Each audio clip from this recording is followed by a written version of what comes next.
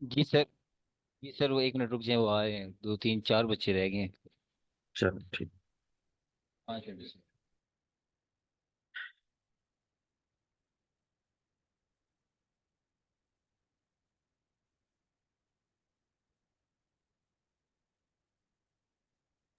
Sir याया ने कोई बात करनी है आपसे, वो हेलो हेलो कर रहे उस टाइम से। हाँ हाँ बोलिए। याया बोलो ना, सर से बात नहीं करनी।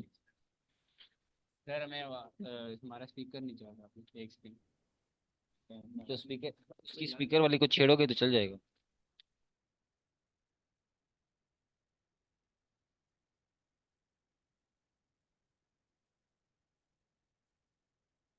हेलो सर, आवाज आ रही है सर? हेलो। जी जी आ रही है आ रही है।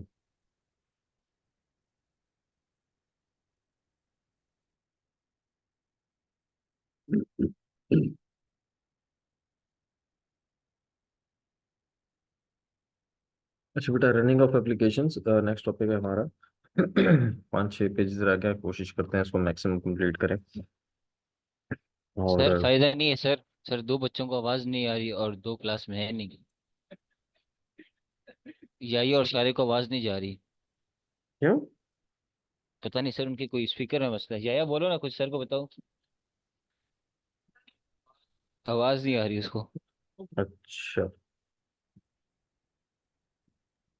हेलो। हेलो। आ रही आवाज बेटा मुझे यही। हेलो। मैम, वो वॉल्यूम लो है। सर वॉल्यूम लो था सर। सर आवाज आ रही है? जी मुझे आ रही है, कम आ रही है लेकिन आ रही है।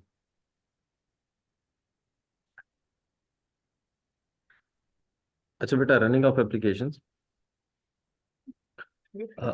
रनिंग ऑफ एप्लीकेशन मींस कि आप इसमें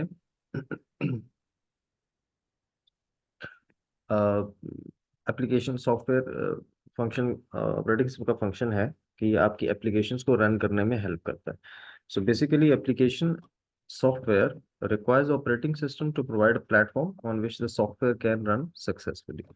सो किसी भी सॉफ्टवेयर को एक प्लेटफॉर्म चाहिए होता है सिस्टम सॉफ्टवेयर की वजह से, ऑपरेटिंग सिस्टम की वजह से। पहले भी हमने सिस्टम सॉफ्टवेयर जब पढ़ा था तो मैंने बताया था कि एप्लीकेशन सॉफ्टवेयर नहीं चल सकता सिस्टम सॉफ्टवेयर के बगैर। सिस्टम सॉफ्टवेयर चल सकता है आपका without application software.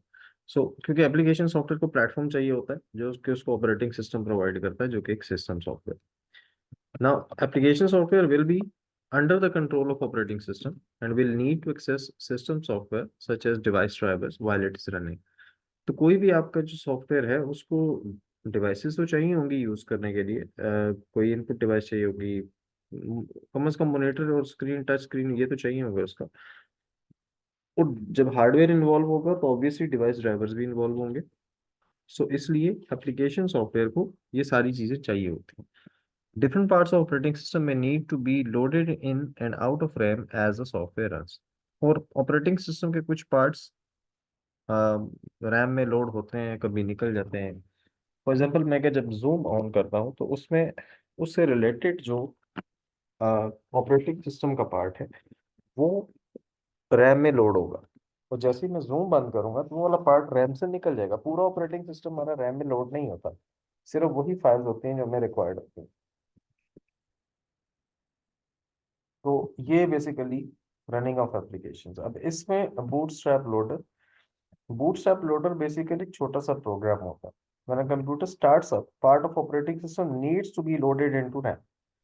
This is known as booting up as a computer or a bootstrap loader. अब बेसिकली ये बूटस्ट्रैप वाला कॉन्सेप्ट ये इंपॉर्टेंट है, आगे एएस के लेवल में भी मैं इसको थोड़ा सा डिटेल में आपको बता देता हूँ। तो बेसिकली होता ही है कि आपके पास, लेट्स सपोज आपके पास दो तीन, हमारा ऑपरेटिंग सिस्टम जो होता है वो होता है हमारा हार्ड डिस्क में। ठीक है, this is your hard disk जिसमें आपका ऑपरेटिंग सिस्टम पड़ा हुआ। ठीक है, विंडोज में लिख रहा हूँ फिलहाल क्योंकि ज्यादातर हम विंडोज यूज करते हैं। अब हार्ड डिस्क में विंडोज पड़ी हुई। जब आप कंप्यूटर ऑन करते हो तो हमारे पास अब होगा क्या ना, this is your for example CPU, ठीक है, दिस इज योर सीपीयू. अब now CPU can only access information from primary memory which is RAM और रोम. ठीक है, सीपीयू मेमोरी एक्सेस कर सकता है रैम से या फिर रोम से. नाउ अब प्रॉब्लम ये होती है, वैसे तो सीपीयू हमारा रैम से ही इंफॉर्मेशन सारी लेता है.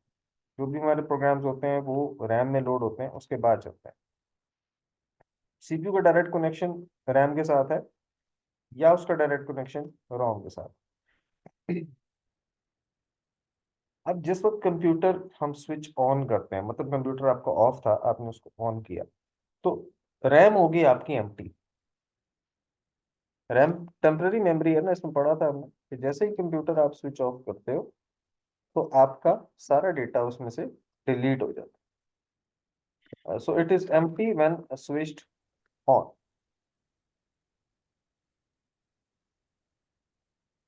ठीक है, तो ये आपका रैम का ये प्रॉब्लम होता है. तो इसके लिए हमें ऑपरेटिंग सिस्टम तो चाहिए, उसको हमने रैम में लोड करना है, तो इसलिए फिर हम यूज करते हैं रोम. ठीक है,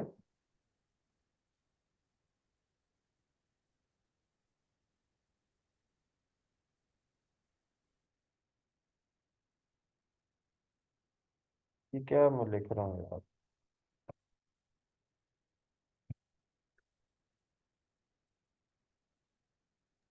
सर वो सारे मर्स बाहर आए हुए वेटिंग रूम में, जरा चेक कर लें. जी जी मैं करता हूँ.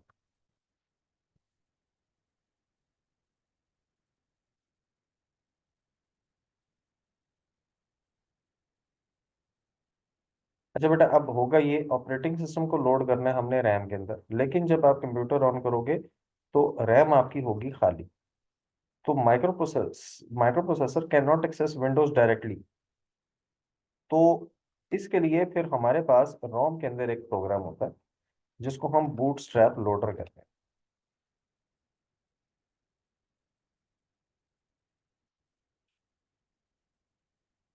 बेटा आप मैसेज टाइप कर देना, कुछ जरूरी हुआ तो, नहीं तो खैर कोई बात नहीं. अब होता है ये, जब लोग कंप्यूटर ऑन करते हैं. हेलो. जी जी आवाज आ रही है जी. ठीक है सर, मैं चेक करता हूँ. Thank you. Bootstrap loader program होता है हमारा रोम के अंदर. ठीक है, अब उससे होगा क्या, उसमें वो सारी इंस्ट्रक्शंस होती हैं. तो जब आप कंप्यूटर ऑन करते हो तो ये वाला पाथ आपका ब्लॉक हो गया. ठीक है, ये वाला पाथ आपका ब्लॉक हो गया सीपीयू का, क्योंकि यह खाली है. तो सीपीयू रोम के थ्रू बूटस्ट्रैप लोडर प्रोग्राम चलाता है. ठीक है, बूटस्ट्रैप लोडर का काम ये है कि वो आपके सारे कंप्यूटर की फंक्शनैलिटी चेक करता है. कीबोर्ड चल रहा है या नहीं चल रहा, रैम कनेक्टेड है, माइक्रो प्रोसेसर कनेक्टेड है, हार्ड डिस्क कनेक्टेड है, ये सारी की सारी चीजें चेक करता है. और उसके बाद इसका अगला काम ये होता है, ये इंस्ट्रक्शन देता है, इसमें बूटस्ट्रैप प्रोग्राम इंस्ट्रक्शन देता है जो हार्ड डिस्क के पास जाती है इंस्ट्रक्शंस, और हार्ड डिस्क यहाँ से ऑपरेटिंग सिस्टम लोड करेगा रैम के अंदर. ठीक है, सो स्विच ऑन होने के बाद शुरू में तो खाली थी, तो बाद में सबसे पहले जो, जब आप कंप्यूटर ऑन करते हैं तो जो सबसे पहले आपके कंप्यूटर रैम के अंदर जो चीज लोड होती है वो आपका ऑपरेटिंग सिस्टम है. ठीक है, तो फिर आपकी ये विंडोज लोड होती है. So this is basically sir, how it Azlan works. को एंटर कर दें. कर दिया कर. So this is how it's works. जब आप कंप्यूटर ऑन करोगे सीपीयू रोम के पास जाएगा, उसमें बूटस्ट्रैप लोडर प्रोग्राम पड़ा होगा. वो बाकी कंप्यूटर की सारी फंक्शनैलिटी चेक करने के बाद वो हार्ड डिस्क से विंडोज को उठा के रैम के अंदर लोड कर देगी. जब विंडो लोड हो जाए तो फिर इस बूटस्ट्रैप का काम खत्म हो गया, रोम का काम खत्म हो गया. फिर सीपीयू डायरेक्टली इसके साथ कनेक्ट होके आपका सारा का सारा सिस्टम जो है वो चलाता है. ठीक है, तो this is called basically booting the system. Booting system में आपका होता ही है. बूटस्ट्रैप लोडर की ये आपकी, इसको हम बायोस भी कहते हैं. जब आप कंप्यूटर ऑन करते हैं तो आपके पास एक मैसेज आता है, प्रेस F2 और del to enter the setup. ठीक है, वो बेसिकली बायोस सेटिंग होती है आपकी. BIOS basic input output system is a firmware stored in EEROM which handles the startup of the computer's motherboard. तो बेसिकली आपके कंप्यूटर की स्टार्टअप के सारे वो फंक्शन जो है वो आपका ये बायोस संभालता है. फर्मवेयर बेटा उसको कहते हैं जो कि किसी मतलब फिक्स्ड होता है, जो चेंज नहीं हो सकता. और इसको हम रोम के अंदर स्टोर करते हैं। Double E ROM, electrically erasable read only memory, जो आजकल हमारे डिजिटल कंप्यूटर्स में यूज हो रही है, वो ई रोम है। आप सिर्फ रोम भी लिख दें तब भी ठीक है। फंक्शन ऑफ बायोस, ये बेसिकली फंक्शन ऑफ बायोस है। The BIOS tells the computer where the storage device that hold the operating system can be found, कि ऑपरेटिंग सिस्टम कहाँ से मिलेगा। फॉर एग्जांपल सीडी से मिलेगा, डीवीडी से मिलेगा, फ्लैश ड्राइव में हो सकता है, या हार्ड डिस्क में हो सकता है, या एसएसडी, कहीं पे भी हो सकता है। तो पहले तो वो स्टोरेज डिवाइस को आइडेंटिफाई करता है, और उसके बाद वो लोड करता है part of operating system that is needed and executes. तो उसके बाद वो ऑपरेटिंग सिस्टम को लोड कर देता है रैम के अंदर। तो ये बायोस के फंक्शन है। बेटा ये क्लियर है?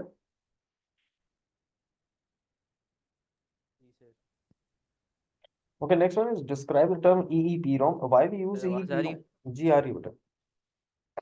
Describe the term EEPROM, why we use EEPROM to store BIOS program. तो बेसिकली वो ये कह रहे हैं कि EEPROM आप क्यों यूज करते हो बायोस प्रोग्राम को स्टोर करने में। तो एक तो EEPROM स्टैंड्स फॉर लिखा हुआ है electrically erasable programmable read only memory. It is a flash memory chip, its contents are not deleted when the computer is powered on. तो बेसिकली इसलिए हम उसको करते हैं क्योंकि ये इसमें डेटा, पहली रीजन ये है कि इसमें डेटा डिलीट नहीं होता, रैम के अंदर से डेटा डिलीट हो जाता है। तो आप रोम के अंदर या electrically erasable programmable read only memory के अंदर आपकी सारी की सारी इंफॉर्मेशन जो है वो स्टोर रहती है, ठीक है, वो डिलीट नहीं होती। Then EEPROM can be rewritten, updated and even deleted by the user. Now जो स्ट्रिक्ट रोम होती है, जो सिंपल जो रोम होती है, उसमें आप डेटा चेंज नहीं कर सकते, डिलीट नहीं कर सकते।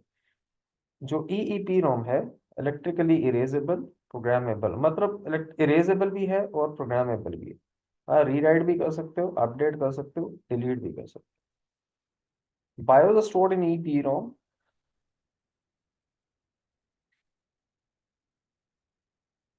BIOS are stored in EEPROM so that user can make changes in the settings of the computer. तो बेसिकली EEPROM इसलिए करते हैं क्योंकि आपने सेटिंग चेंज करनी होती है। आप अपने कंप्यूटर की सेटिंग को चेंज कर सको। अगर EEPROM वो सिर्फ सिंपल रोम में होता, तो फिर आप अपनी सेटिंग चेंज नहीं कर सकते आप अपने सिस्टम की। ठीक है, जो पुराने हमारे कंप्यूटर नए नए आए थे तो सिंपल रोम यूज होती थी, तो फिर हम सेटिंग नहीं चेंज कर सकते थे, जो डिफॉल्ट सेटिंग थी वही सेटिंग होती थी उसमें। और तो उसमें थोड़ी सी ये है कि फिर आपको अपग्रेडेशन में प्रॉब्लम। बेटा याद है, क्लियर है? जी sir. Okay, then how BIOS settings can be set जी sir. Set to default setting. आप बायो सेटिंग को डिफॉल्ट सेटिंग कैसे कर सकते हो?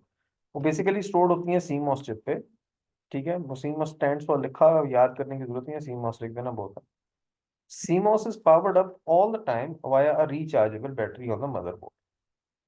तो आपके मदरबोर्ड के ऊपर एक छोटा सा सेल लगा होता है, ठीक है, वो बैटरी होती है उसकी, वो रिचार्जेबल होती है। और therefore the BIOS setting would be reset if the battery was removed or disconnected for some reason. आप अगर अपने कंप्यूटर का वो मदरबोर्ड से वो सेल निकाल दें, निकाल के दोबारा लगा दें, तो आपका जो सिस्टम है वो फैक्ट्री सेटिंग्स पे चला जाता है, डिफॉल्ट सेटिंग्स पे चला जाता है।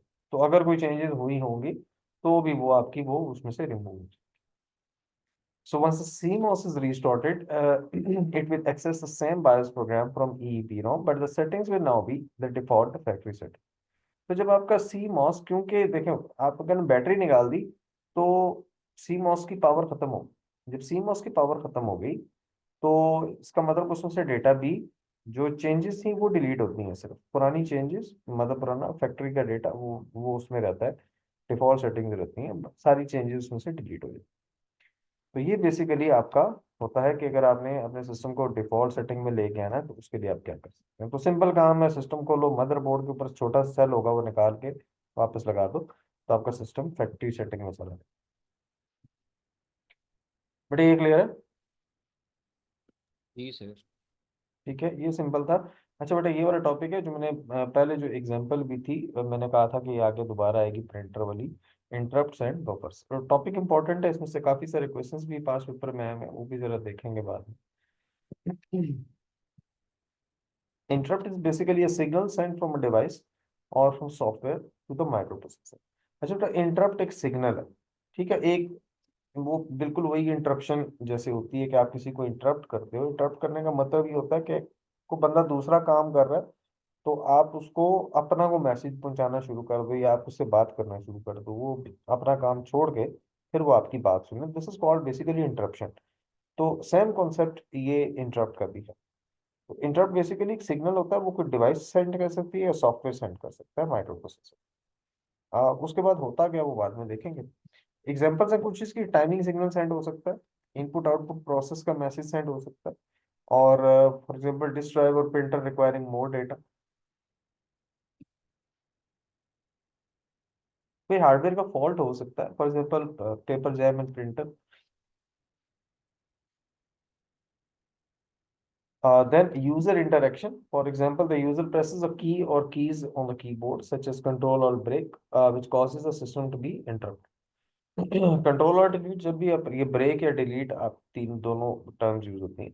कंट्रोल ऑल्ट और डिलीट, ये तीनों बटन अगर आप प्रेस करो तो आपका वो इंटरप्ट जनरेट होता है। फिर वो एक स्क्रीन आ जाती है जिसपे आप अपना टास्क मैनेजर स्टार्ट करो, सिस्टम को रीस्टार्ट करो, लॉक करो, और डिफरेंट ऑप्शंस आती हैं आपके टास्क मैनेजर। उसके अलावा सॉफ्टवेयर एरर्स हो सकते हैं, जो भी अगर किसी सॉफ्टवेयर में फॉर एग्जांपल कोई मेमोरी एक्सेस करने की कोशिश कर रहे हैं, डिवाइडेड बाय जीरो की एक ऑप्शन है, या आपको फाइल एक्सेस करने की कोशिश कर रहे हो, फाइल है ही नहीं, डिलीट हो गई, रीनेम होगी, तो इस तरह की जो प्रॉब्लम्स होती हैं वो भी इंटरप्ट उसे जनरेट।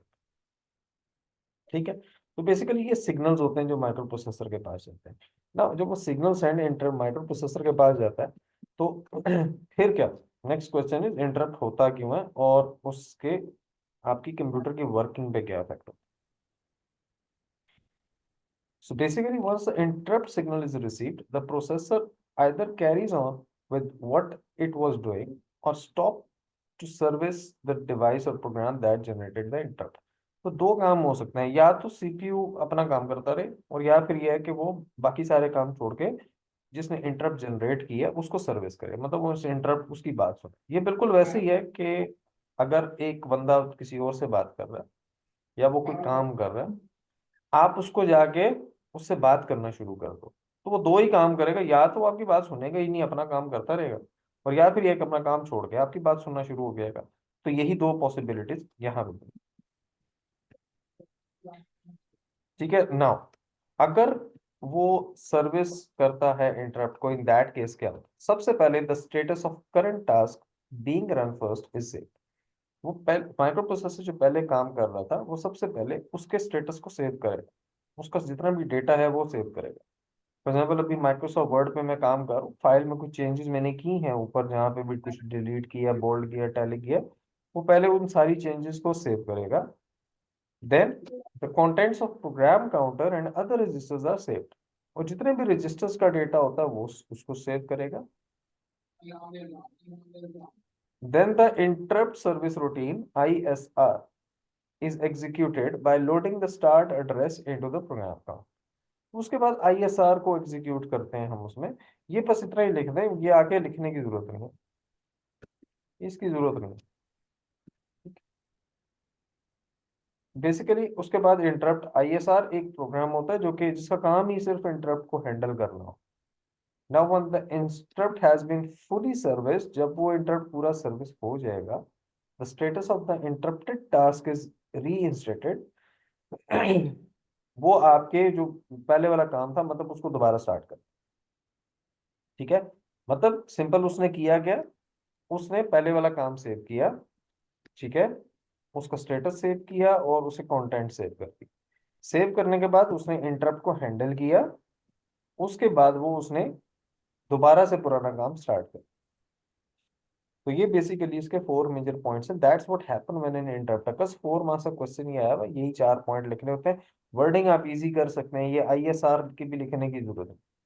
ठीक है। उसके बाद आप लिख सकते हैं operating system will service the interrupt, या micro processor will service the interrupt. But यहाँ ये क्लियर है। जी सर क्लियर है। Yes, sir. Okay, next one is advantages of interrupt. Interrupt basically allows a computer to carry out many tasks or have several windows open at the same time. An example would be downloading a file from the internet at the same time as listening to some music from library. Interrupt allow these two functions to coexist and the user has the impression that both functions are being carried out simultaneously. Interrupt का फायदा ये होता है कि CPU को मतलब user को नहीं पता चलता कि सीपीयू एक के ऊपर ही काम कर रहा है। तो सीपीयू आराम से अपने दो के ऊपर काम करता रहता है। अगर एक को डेटा चाहिए तो पहले का काम छोड़ के दूसरे का शुरू कर देगा, वरना दोनों को साइमल्टेनियसली चलाता रहेगा। तो यूजर को ये लगता है कि वो आपका दोनों काम साइमल्टेनियसली हो रहा ये नजर नहीं आएगा। है। Next one is a buffer. Buffer is basically a memory that stores data temporarily in software और हार्डवेयर. आमतौर पे बफर सॉफ्टवेयर में भी होता है, हार्डवेयर में होता है ज्यादातर. हम जो एग्जांपल करेंगे वो हार्डवेयर की करेंगे, वो प्रिंटर की करेंगे. ठीक है, सॉफ्टवेयर की एग्जांपल मैं दूंगा आप लोगों को. ये जो ब्राउजर्स होते हैं हमारे, इनमें बफर यूज होता है, जिसमें आपकी हिस्ट्री, टेम्पररी फाइल्स और वो जो चीज़ें आपकी जो रीसेंट आपने पेजेस लुक इन किए हुए, रीसेंट डॉक्यूमेंट्स जो आपने डाउनलोड किए हैं, वो सारे के सारे फोल्डर के अंदर होते हैं. और वो बफर बफर होता है, वो सॉफ्टवेयर का बफर होता है. Basically that is part of hard disk. वो आफ्टर सम स्पेसिफिक टाइम वो डेटा ऑटोमेटिकली उस वहां से डिलीट करता है, तो टेम्पररी होता है. तो ये सॉफ्टवेयर की एग्जांपल है जो ब्राउजर यूज करता है. हार्डवेयर की आगे प्रिंटर की एग्जांपल है, वो आगे हम पढ़ते रहेंगे. आप उसी एग्जांपल कर लिए.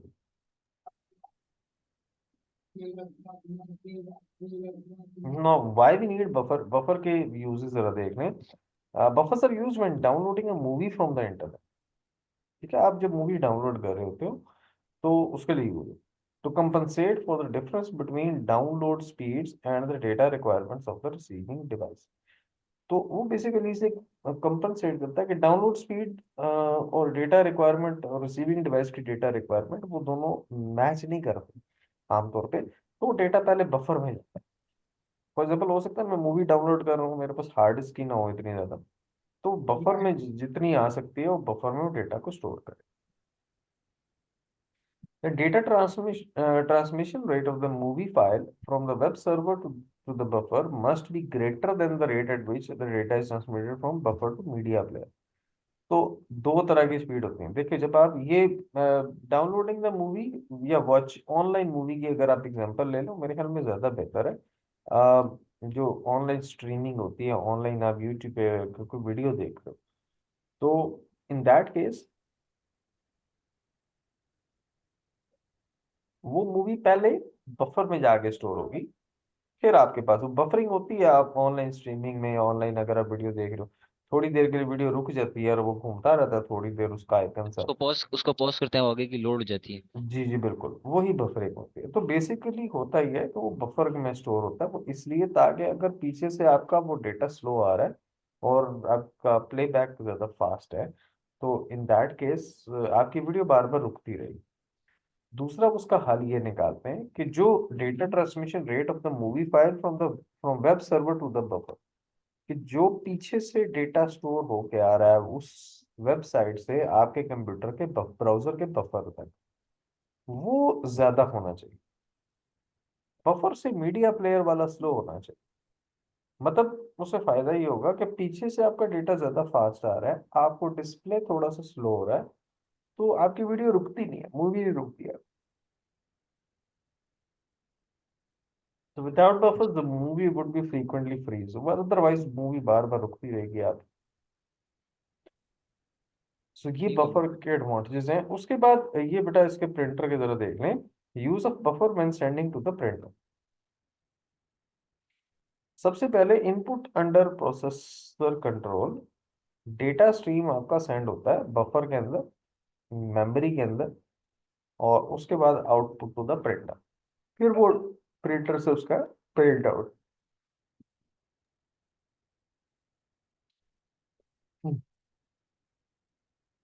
ये इसकी एग्जांपल मैं दूंगा प्रिंटर वाली डिटेल से. इंटरप्ट एंड बफर आगे शायद होगी भी, पूरी डायग्राम में कहीं बनी होगी, ये बनी भी है.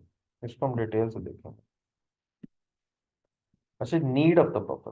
मतलब व्हाई वी नीड बफर, कि आपके पास ऑलरेडी हार्ड डिस्क है जिसमें 100 मतलब बहुत ज़्यादा स्टोरेज डिवाइस है, आपके पास रैम है, तो बफर की क्या जरूरत है. तो बफर की जरूरत बेसिकली है, बस ये करके आज इसको खत्म कर दें. Hardware device operate at much slower speed than the microprocessor. Basically आपकी हार्डवेयर डिवाइसेस की जो स्पीड होती है वो माइक्रोप्रोसेसर के कंपैरिजन में बहुत ज्यादा स्लो. तो इसलिए हम ये करते हैं कि हम एक ही बार डेटा बफर में भेज देते हैं। फॉर एग्जाम्पल प्रिंटर के बफर में अगर फॉर एग्जाम्पल मैं 50 पेजेस प्रिंट कर रहा हूँ और मेरे प्रिंटर के बफर का पेज 10 पेजेस का बफर है, तो मैं 10 पेजेस प्रिंटर को भेज दूंगा, उसके बाद सीपीयू अपना काम करता रहेगा, प्रिंटर अपना काम करता रहेगा। अदरवाइज वो हर पेज के बाद वो इंटरप्ट भेजेगा, सीपीयू सारे काम छोड़ेगा और डेटा सेंड करेगा प्रिंटिंग के लिए, तो वो आपकी साइकिल बहुत लंबी हो जाएगी। So if it wasn't for buffers, processor would spend the majority of the time idle, waiting for the hardware device to complete its operation. बस CPU वेला बैठा रहेगा otherwise. Now buffers used, for example, when streaming a video from the internet. This ensures that the video playback doesn't keep on stopping to wait for data from the internet. ये हम already ऊपर discuss कर चुके ठीक हैं। है बेटा sir. ये क्लियर है।